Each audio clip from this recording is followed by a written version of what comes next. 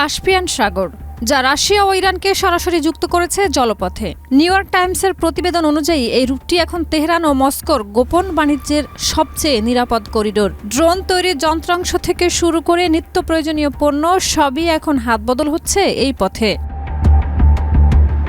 সাম্প্রতিক সংঘাতে ইরানের সামরিক সক্ষমতা, বিশেষ করে ড্রোন ভান্ডার বড় ধরনের ক্ষতির মুখে পড়েছে বলে দাবি মার্কিন কর্মকর্তাদের। সামরিক বিশ্লেষকদের মতে সংঘাতে ইরানের প্রায় 60% ড্রোন ধ্বংস হয়েছে। তবে রাশিয়া থেকে যন্ত্রাংশ সরবরাহের অব্যাহত থাকলে দ্রুতই এই ঘাটতি পূরণ সম্ভব হবে। যদিও তেহরান এই ক্ষয়ক্ষতির দাবি নাকচ করে দিয়েছে। দেশটির জ্যেষ্ঠ সামরিক কর্মকর্তাদের দাবি, সংঘাতে ব্যবহৃত ড্রোনের পরিমাণ তাদের মোট মজুদের তুলনায় অতি নগণ্য এবং তারা আরও কয়েক মাস টানা সংঘাত চালিয়ে যেতে সক্ষম। নিষেধাজ্ঞা আর অবরোধের মাঝেও কাস্পিয়ান সাগরের এই নতুন সমীকরণ মধ্যপ্রাচ্যের যুদ্ধক্ষেত্রে কতটুকু প্রভাব ফেলে এখন সেটি দেখার বিষয়।